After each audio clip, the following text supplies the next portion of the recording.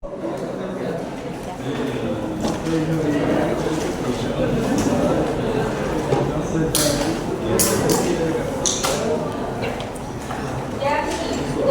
tardes a todos.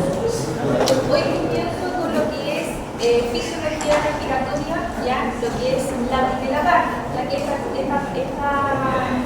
esta unidad yo la divido en dos, ¿ya? Bueno, a modo de recordatorio, tenemos, ¿no es cierto?, que el aparato respiratorio va a tener una función principal que lo que es el intercambio gaseoso, ¿ya? En donde aquí vamos a tener que las células se trasladan a lo que es el oxígeno, se traslada a lo que son las células y tejidos para posteriormente, ¿no es cierto?, eliminar lo que es el CO2, el cual proviene de lo que es el retorno sanguíneo. Por lo tanto, dentro de lo que es el intercambio gaseoso, vamos a tener este primer concepto que se relaciona con lo que es la ventilación. Por otro lado, una vez que se realiza este intercambio gaseoso a través de la membrana alveolo-capilar, este debe ser traspasado todo el oxígeno a lo que es la circulación sanguínea para que así se traspase a lo que es la circulación mayor y pueda ser llevado a lo que es posteriormente el organismo. ¿Ya?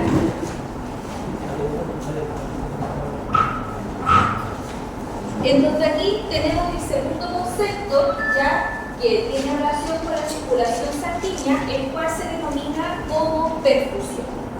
Y por último tenemos lo que es la difusión, ya donde aquí el oxígeno se va a ir hacia lo que son las células mitocondriales y tenemos que el CO2 va a llevar, ¿no es cierto?, o se va a trasladar por lo que es el capilar para posteriormente ser eliminado. Además, también tenemos que dentro de lo que es el intercambio gaseoso, para que esto se produzca, vamos a tener que su transporte se va a generar de dos formas. Una va a ser disuelto en el plasma, el cual equivale a lo menos frecuente y menos común de traslado de oxígeno, equivaliendo entre 1 a 2%, y tenemos lo que es la hemoglobina. Aquí el oxígeno se une con la hemoglobina y la hemoglobina viaja por el retorno sanguíneo para nutrir finalmente lo que son las células y tejidos de oxígeno, ¿ya? Y este equivale a un 98%, que sería el transporte más común de oxígeno hacia los tejidos y células. Por lo tanto, aquí tenemos, como les decía, tres conceptos. La ventilación, que es un fenómeno mecánico que va a asegurar el recambio constante de aire contenido en los pulmones, el cual va a llegar hacia los alveolos. Y luego tenemos lo que es este segundo concepto, que es la difusión, la cual es encargada del intercambio y del equilibrio gaseoso a través de la membrana alveolo-capilar, la cual dependerá de las presiones, es decir, sea mayor o menor presión, para que se genere este proceso de difusión. Finalmente tenemos la perfusión, o también relacionado con el retorno sanguíneo, la cual es encargada del transporte de oxígeno y CO2 hacia el capilar. Yo sé que esto ustedes se lo pasan ya a modo más general en lo que es en anatomía, ya cómo ingresa el oxígeno y cómo sale el CO2. En donde primero vamos a tener ya que el oxígeno va a ser captado por lo que es la corteza cerebral, ¿ya? En donde aquí esta va a enviar un estímulo a lo que son los centros nerviosos, los cuales van a ser captados por las vías nerviosas centrales y periféricas, ¿ya? Estas vías centrales, esta señal que ellas emiten, van a ser captadas o recepcionadas por lo que son la musculatura respiratoria, ¿ya? En donde aquí la musculatura respiratoria, mediante su acción, permitirá la entrada de oxígeno hacia lo que es el alveolo mediante lo que es el proceso llamado ventilación alveolar, la cual tiene como función mantener el equilibrio de la ventilación-perfusión. Una vez que pasa por este proceso de ventilación alveolar, tenemos que el oxígeno pasa por un proceso de difusión que se emite, ¿no es cierto?, dentro de lo que es la pared alveolo-capilar para posteriormente unirse a la hemoglobina y viajar por la circulación sanguínea, que es este proceso llamado perfusión. En donde aquí, como les decía hace un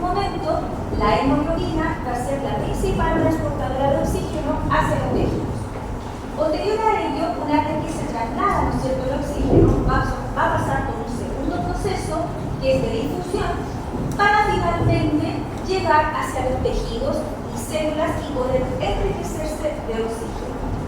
Por otro lado, tenemos que el CO2 proviene de las células y de los tejidos, en donde va a pasar primeramente por un proceso de difusión, pero aquí el CO2 no se va a unir al torrente sanguíneo, sino que se va a unir en las venas, ¿ya? En donde las venas van a transportar el CO2 hacia lo que es la membrana alveolo-capilar para nuevamente tener un segundo proceso de difusión y finalmente eliminar el CO2 a través de las vías aéreas hacia el exterior, ¿ya? Así ingresa oxígeno, así sale CO2. Tenemos ahora este primer concepto para que se puedan llevar a cabo lo que son los ciclos respiratorios, ¿ya? Los volúmenes y capacidades respiratorias. Estos dos conceptos son importantes considerarlos, especialmente en lo que es el examen de la espirometría, ¿ya? Nosotros como kinesiólogos realizamos este examen y este es mediante la evaluación de volúmenes y capacidades, ¿ya? Donde aquí las capacidades, por lo general, es como la cantidad o volumen que tiene el pulmón para poder movilizar oxígeno, ¿ya? Y además también la capacidad del mismo pulmón para poder movilizar volúmenes de aire, ¿ya? Por lo tanto, la relación de la espirometría, que es algo que nosotros hacemos, evalúa estos dentro del examen a considerar, ¿ya? En donde aquí los volúmenes son uno solo, que depende del ciclo respiratorio en el cual uno realiza, y las capacidades se definen como la sumatoria de dos o más volúmenes ya pulmonares.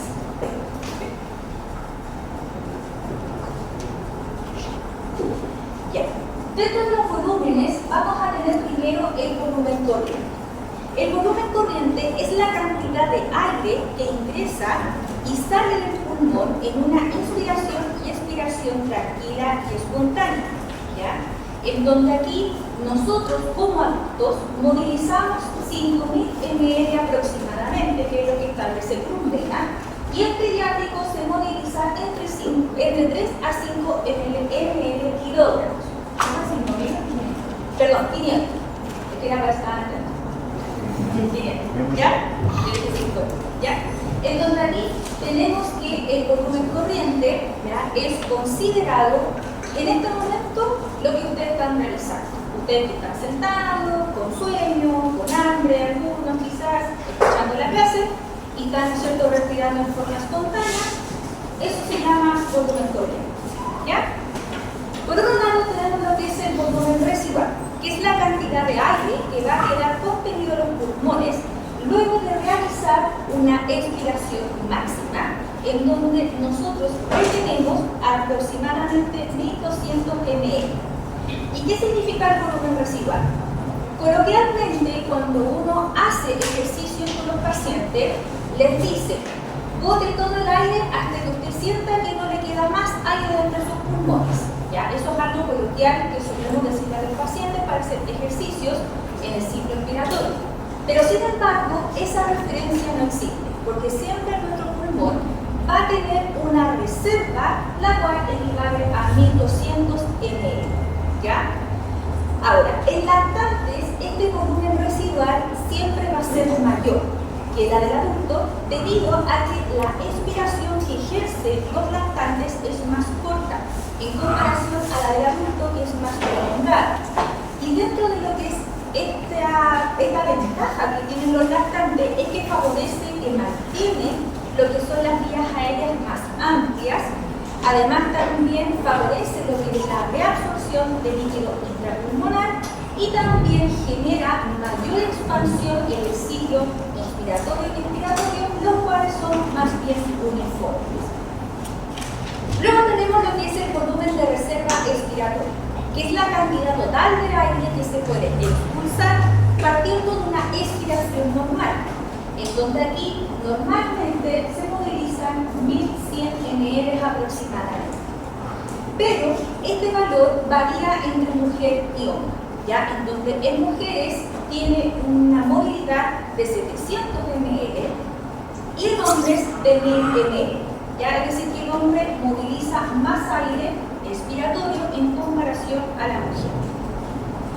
Y luego tenemos lo que es el volumen de reserva inspiratoria, que es la cantidad total de aire que se puede inhalar desde una inspiración normal, y nosotros movilizamos 3000 ml, tanto hombres como mujeres. ¿Ya? No hay diferencia en comparación al volumen de reserva expiratoria. Tenemos ahora lo que son las capacidades. Partimos con lo que es la capacidad inspiratoria, que va a ser la máxima cantidad de aire que se puede inspirar partiendo de una expiración normal. Y esta capacidad va a ser la sumatoria entre lo que es el volumen corriente y el volumen de reserva inspiratorio, y dentro del total nosotros movilizamos 3500 ml. Luego tenemos lo que es la capacidad vital, que es la cantidad total de aire movilizado entre una inspiración y expiración máxima, la cual es la sumatoria del volumen corriente, volumen de reserva inspiratorio y expiratorio. Por lo tanto, nosotros movilizamos 4600 ml. Esperen un ratito.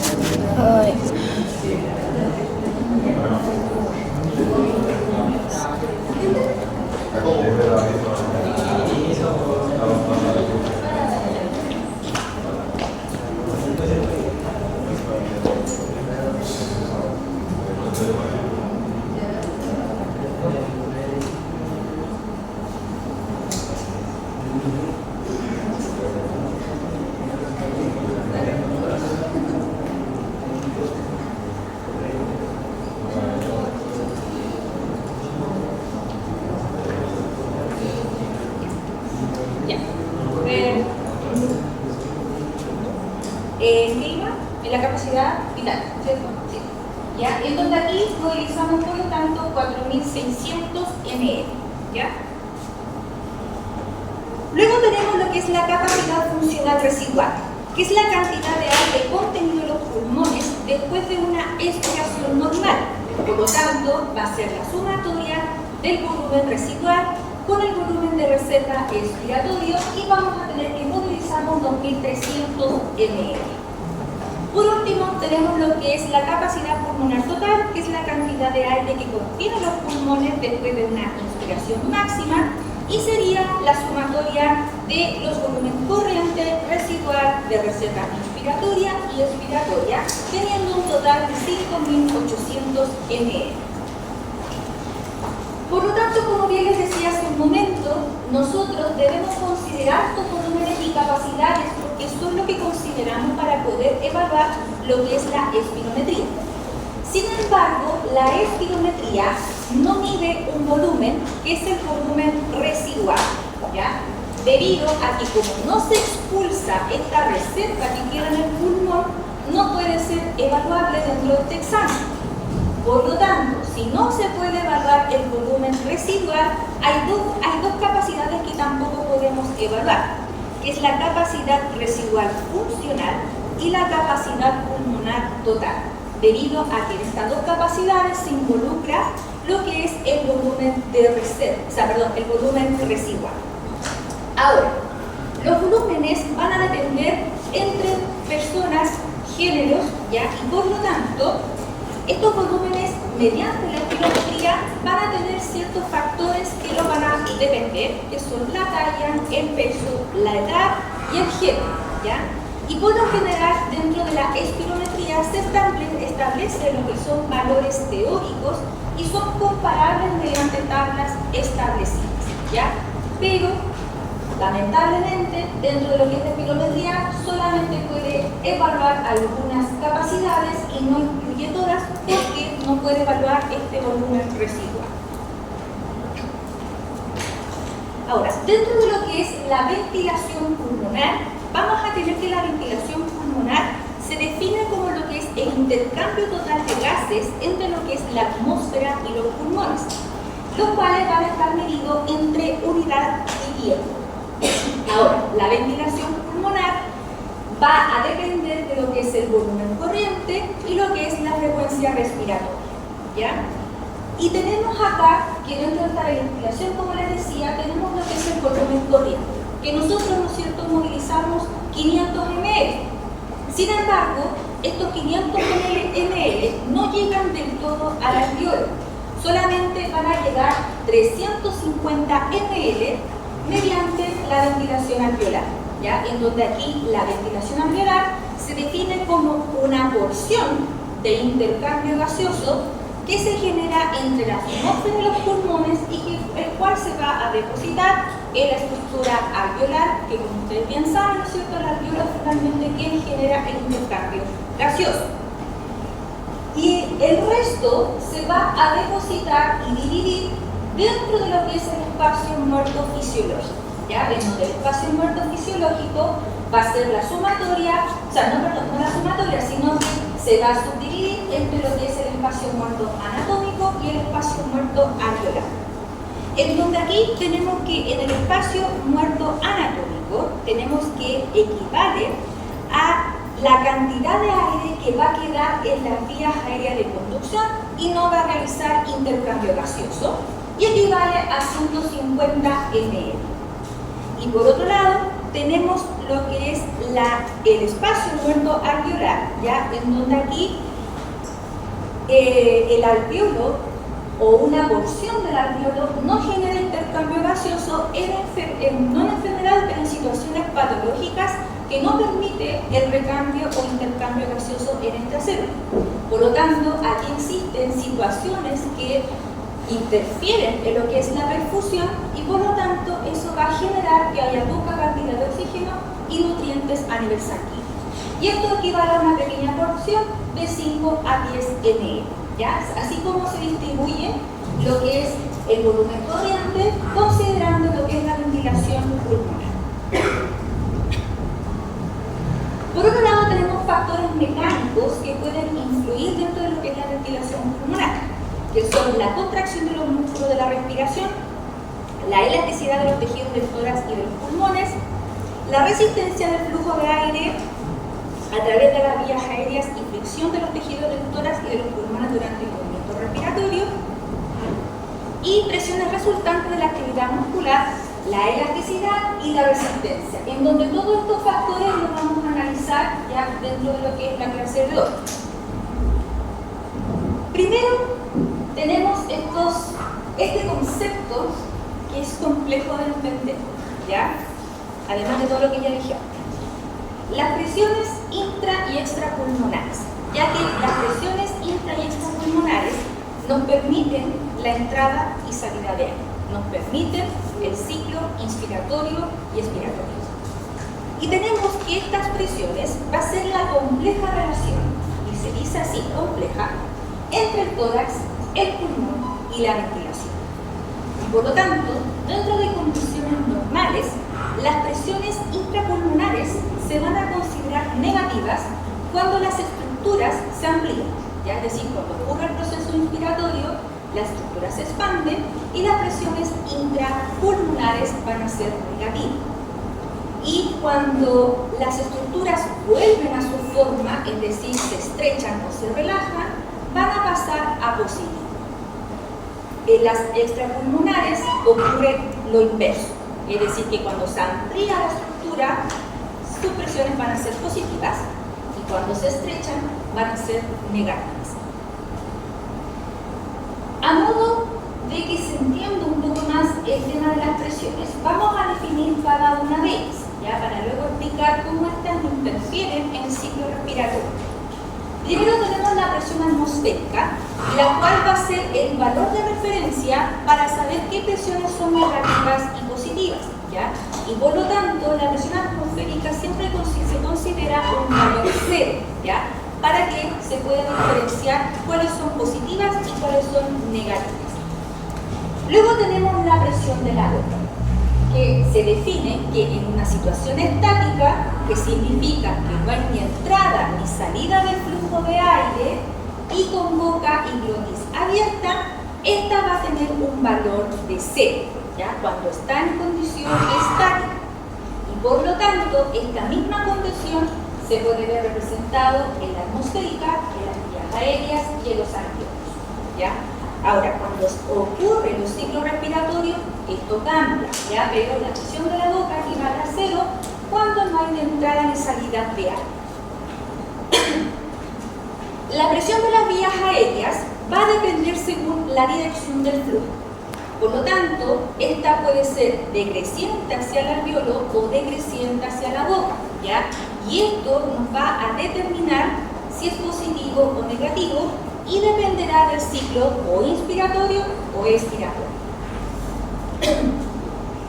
Luego tenemos lo que es la presión alveolar, que también en condiciones estáticas no hay ni entrada ni salida del flujo de aire, con glotis abierta, también va a equivaler a 0, ¿ya? Y por lo tanto va a ser equivalente a la presión atmosférica y a la presión del agua. Ahora, en la presión alveolar, esta también dependerá del movimiento torácico, ¿ya? Cuando nosotros realizamos el ciclo respiratorio.